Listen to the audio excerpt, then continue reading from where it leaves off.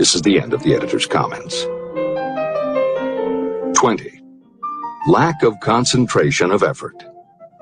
The jack of all trades seldom is good at any. Concentrate all of your efforts on one definite chief aim. 21. The habit of indiscriminate spending. You cannot succeed if you are eternally in fear of poverty. Form the habit of systematic saving by putting aside a definite percentage of your income. Money in the bank gives you a very safe foundation of courage when bargaining for the sale of personal services. Without money, you must take what you are offered and be glad to get it. 22. Lack of enthusiasm. Without enthusiasm, you cannot be convincing. Moreover, enthusiasm is contagious, and the person who has it under control is generally welcome in any group of people. 23. Intolerance.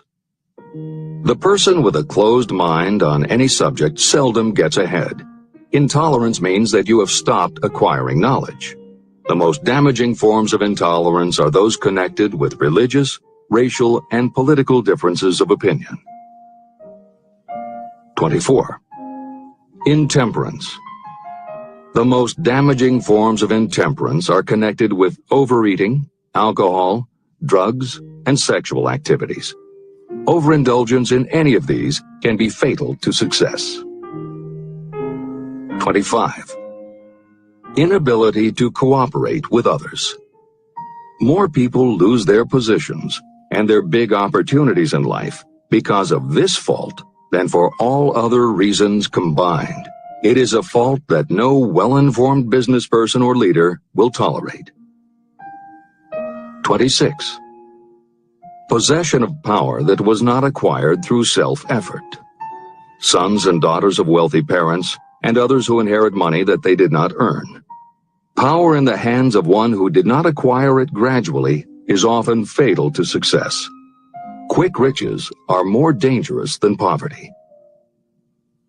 27. Intentional dishonesty. There is no substitute for honesty. You may be temporarily dishonest because of circumstances over which you have no control, without permanent damage. But there is no hope for you if you are dishonest by choice. Sooner or later, your deeds will catch up with you, and you will pay by loss of reputation and perhaps even loss of liberty. 28. Egotism and vanity. These qualities serve as red lights that warn others to keep away. They are fatal to success. 29. Guessing instead of thinking. Most people are too indifferent or lazy to acquire facts with which to think accurately. They prefer to act on opinions created by guesswork or snap judgments. 30. Lack of capital. This is a common cause of failure among those who start out in business for the first time. You must have a sufficient reserve of capital to absorb the shock of your mistakes and to carry you over until you have established a reputation. 31. Here, name any particular cause of failure from which you have suffered that has not been included in the foregoing list. Contained in these 31 major causes of failure is the description of practically every person who tries and fails. It will be helpful if you get someone who knows you well to go over this list with you and help you to analyze yourself by each of these causes of failure. Most people cannot see themselves as others see them. You may be one who cannot. Do you know your own worth? The oldest of admonitions is, know thyself. If you market merchandise successfully, you must know the merchandise. The same is true in marketing personal services. You should know all of your weaknesses in order to bridge them or eliminate them entirely. You should know your strengths in order to call attention to them when selling your services. You can know yourself only through accurate analysis. There's a story about a young man applying for a job who was making a good impression until the manager asked him what salary he expected. He replied that he had no fixed sum in mind, lack of a definite aim. The manager then said, "We will pay you all you are worth after we try you out for a week." "I can't accept that," the applicant replied. "I'm already getting more than that where I'm now employed." It may seem funny, but it makes a serious point. Before you even begin to negotiate for a better salary in your present position or begin to seek employment elsewhere, be sure that you are worth more than you now receive. It is one thing to want money. Everyone wants more. But it is something entirely different to be worth more. Many people mistake their wants for their just dues. Your financial wants have nothing whatever to do with your worth. Your value is established entirely by your ability to render useful service or your capacity to induce others to render such service. Take inventory of yourself. Annual self-analysis is essential in the effective marketing of personal services, just like you would take an annual inventory if you were in merchandising. Moreover, your yearly analysis should show a decrease in your faults and an increase in your virtues. You go ahead, stand still, or go backward in life. Your objective should be to go ahead. Annual self-analysis will disclose whether advancement has been made and, if so, how much. It will also disclose any backward steps you may have taken. The effective marketing of personal services requires you to move forward, even if the progress is slow. Your annual self-analysis should be made at the end of each year, so you can include in your New Year's resolutions any improvements that the analysis indicates should be made. Take this inventory by asking yourself the following questions, and by checking your answers with the aid of someone who will not permit you to deceive yourself. Self-analysis questionnaire. 1. Have I attained the goal that I established as my objective for this year? You should work with a definite yearly objective to be attained as a part of your major life objective. 2. Have I delivered service of the best possible quality of which I was capable, or could I have improved any part of this service? 3. Have I delivered service in the greatest possible quantity of which I was capable? 4. Has the spirit of my conduct been harmonious and cooperative at all times? 5. Have I permitted the habit of procrastination to decrease my efficiency, and if so, to what extent? 6. Have I improved my personality, and if so, in what ways? 7. Have I been persistent in following my plans through to completion? 8. Have I reached decisions promptly and definitely on all occasions? 9. Have I permitted any of the 6 basic fears to decrease my efficiency? 10. Have I been either overcautious or undercautious? 11. Has my relationship with my associates in work been pleasant or unpleasant? If it has been unpleasant, has the fault been partly or wholly mine?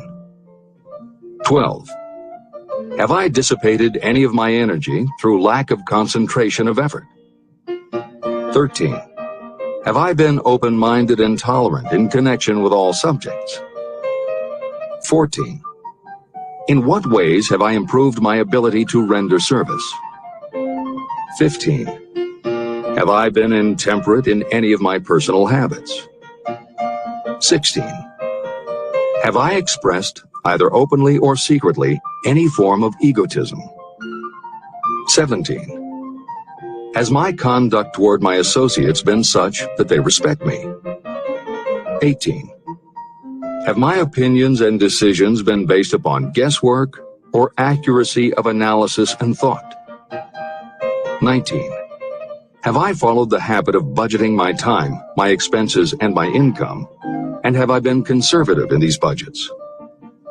20. How much time have I devoted to unprofitable effort, which I might have used to better advantage? 21.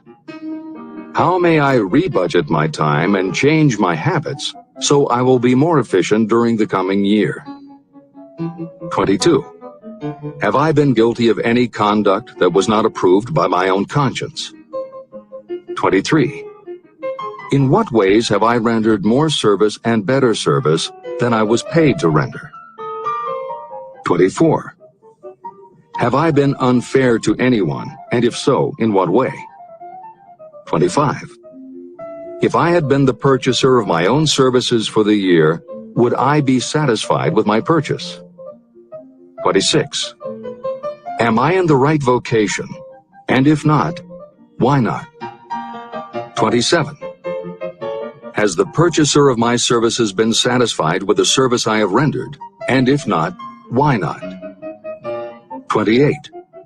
What is my present rating on the fundamental principles of success?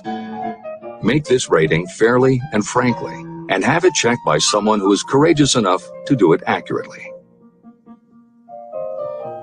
After you have finished reading through to the end of this book at least once, and you are sure you have assimilated the information in this chapter, you will be ready to create a practical plan for marketing your personal services.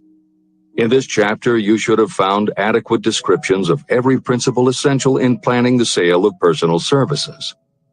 These include the major attributes of leadership, the most common causes of failure in leadership, a description of the fields of opportunity for leadership, the main causes of failure in all walks of life, and the important questions that should be used in self-analysis.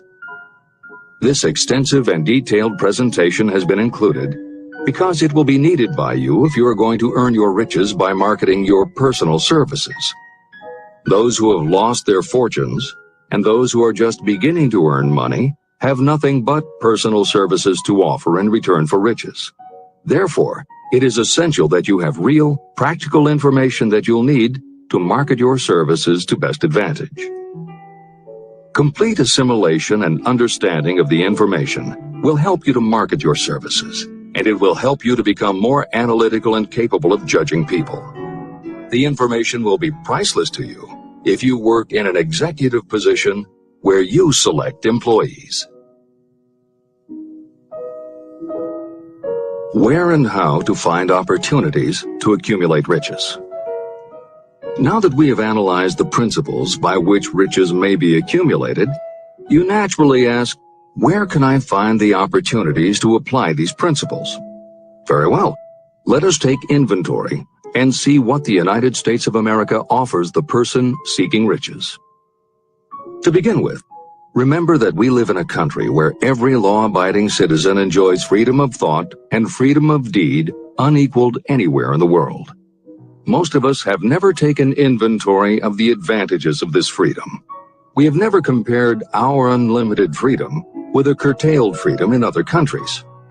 Here we have freedom of thought, freedom in the choice and enjoyment of education, freedom in religion, freedom in politics, freedom in the choice of a business, profession, or occupation, freedom to accumulate and own all the property we can accumulate, freedom to choose our place of residence, freedom in marriage, freedom through equal opportunity to all races, freedom of travel from one state to another, freedom in our choice of foods, and freedom to aim for any station in life for which we have prepared ourselves, even for the presidency of the United States.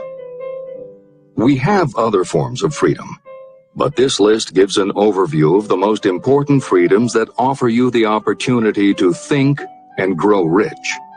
The United States is the only country guaranteeing to every citizen, whether native-born or naturalized, so broad and varied a list of freedoms.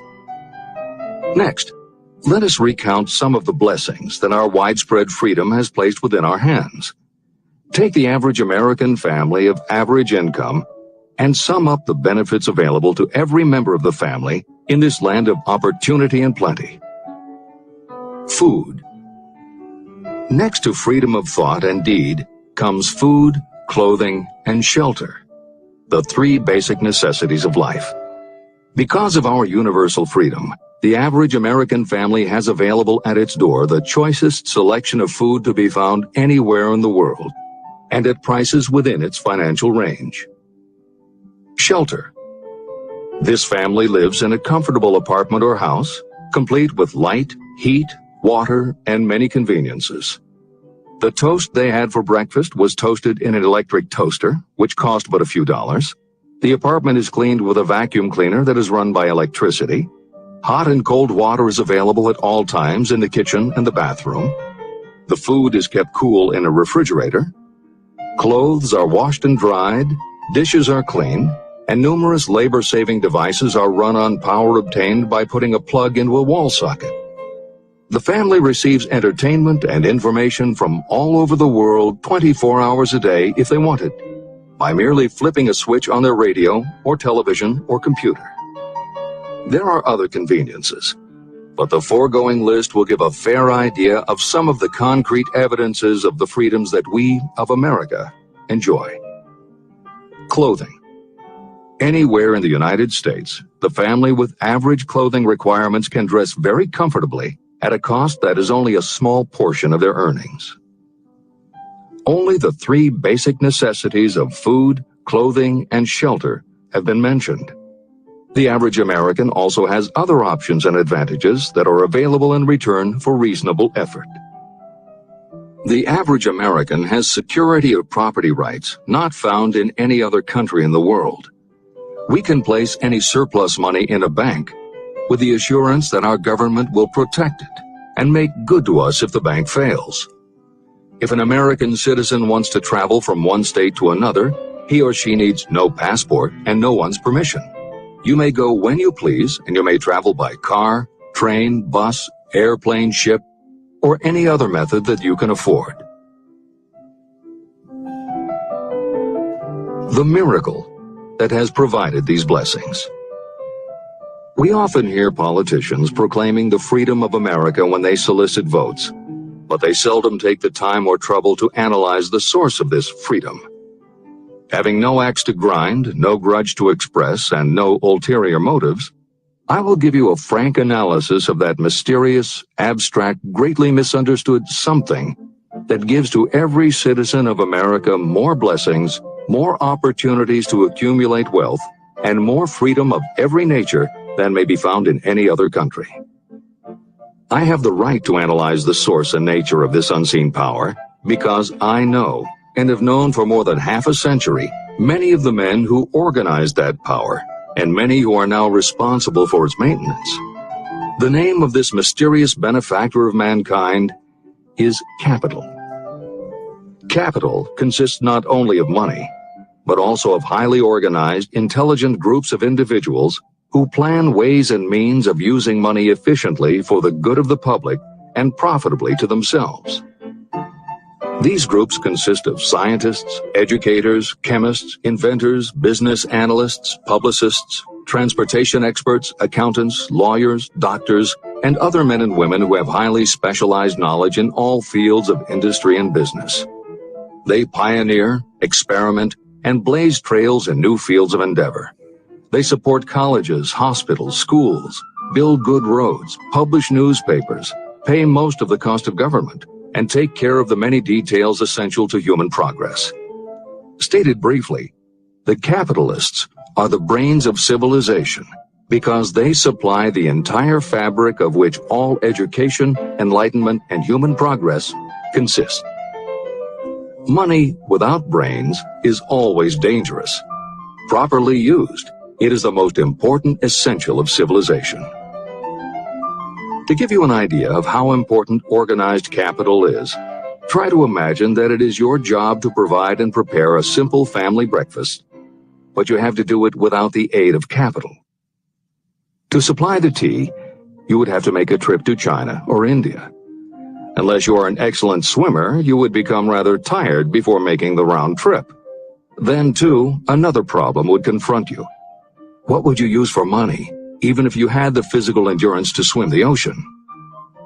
To supply sugar, you would have to take another swim to the Caribbean islands, or a long walk to the sugar beet section of Utah. But even then you might come back without the sugar, because organized effort and money are necessary to produce sugar, to say nothing of what is required to refine, transport, and deliver it to the breakfast table anywhere in the United States. Eggs you could obtain easily enough from nearby farms, but you might have a very long walk to Florida or California and back before you could serve grapefruit juice. You would have another long walk to Kansas or one of the other wheat-growing states when you went after wheat bread. Dry cereal would have to be omitted from the menu because it would not be available except through the labor of a trained group of workers and suitable machinery, all of which call for capital. After resting, you could take off for another little swim down to South America, where you would pick up a couple of bananas. On your return, you could take a short walk to the nearest farm having a dairy and pick up some butter and cream. Then your family would be ready to sit down and enjoy breakfast. Seems absurd, doesn't it? Well, the procedure described would be the only possible way these simple items of food could be delivered if we had no capitalistic system. The capital cornerstone of our lives. The sum of money required for the building and maintenance of the planes, trucks, trains, and cargo ships used in the delivery of that simple breakfast is so huge that it staggers imagination. It runs into billions of dollars. Not to mention the armies of trained employees required to run all those planes, trucks, ships, and trains. But transportation is only a part of the requirements of modern civilization in capitalistic America. Before there can be anything to haul, something must be grown from the ground or manufactured and prepared for market. This calls for more billions of dollars for equipment, machinery, packaging, marketing, and to pay the wages of millions of men and women. Transportation systems do not spring up from the earth and function automatically. They come in response to the call of civilization. They come through the labor and ingenuity and organizing ability of people who have imagination, faith, enthusiasm, decision, and persistence. These men and women are known as capitalists. They are motivated by the desire to build, construct, achieve, render useful service, earn profits, and accumulate riches.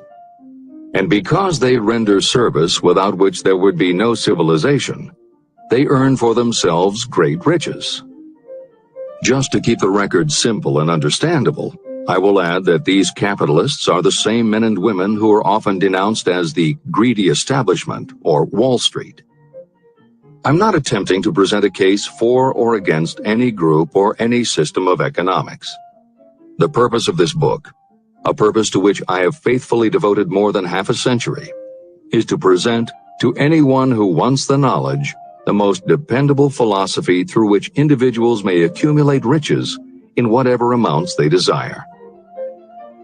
The reasons I have analyzed the economic advantages of the capitalistic system are: 1. To point out that all who seek riches must recognize and adapt themselves to the system that controls all approaches to fortunes, large or small. 2. To present the side of the picture opposite to the one portrayed by politicians and demagogues and the media, who often refer to organized capital as if it were something poisonous. This is a capitalistic country. It was developed through the use of capital. We who claim the right to partake of the blessings of freedom and opportunity, we who seek to accumulate riches here, should know that neither riches nor opportunity would be available to us if organized capital had not provided these benefits. There is only one dependable method of accumulating and legally holding riches, and that is by rendering useful service. No system has ever been created by which anyone can legally acquire riches through mere force of numbers, or without giving in return an equivalent value of one form or another. Your opportunities in the midst of riches. America provides all the freedom and all the opportunity to accumulate riches that any honest person may require. When you go hunting for game, you select hunting grounds where game is plentiful. When you are seeking riches, the same rule naturally applies. If it is riches you are seeking, do not overlook the possibilities of a country whose citizens are so rich that women alone spend billions of dollars each year for cosmetics and other beauty products. Do not be in too big a hurry to get away from a country whose men willingly, even eagerly, hand over more billions of dollars annually for football, basketball, baseball, and all the related products that go with these and other sporting events. Only a few of the luxuries and non-essentials have been mentioned, but remember that the business of producing and marketing these few products gives regular employment to many millions of men and women, who receive for their services many millions of dollars monthly and spend it freely for both the luxuries and the necessities. Especially, remember that behind all this exchange of merchandise and personal services is an abundance of opportunity to accumulate riches. Here, our American freedom comes to your aid. There is nothing to stop you or anyone from engaging in any portion of the effort necessary to carry on these businesses.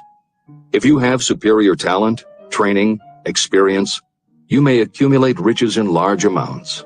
Those not so fortunate may accumulate smaller amounts. Anyone may earn a living in return for a very nominal amount of labor. So there you are. Opportunity has spread its wares before you. Step up to the front, select what you want, create your plan, put the plan into action, and follow through with persistence. Capitalistic America will do the rest. You can depend on this much. Capitalistic America ensures every person the opportunity to render useful service and to collect riches in proportion to the value of the service. The system denies no one this right, but it does not and cannot promise something for nothing. The system itself is irrevocably controlled by the law of economics, which neither recognizes nor tolerates for long getting without giving.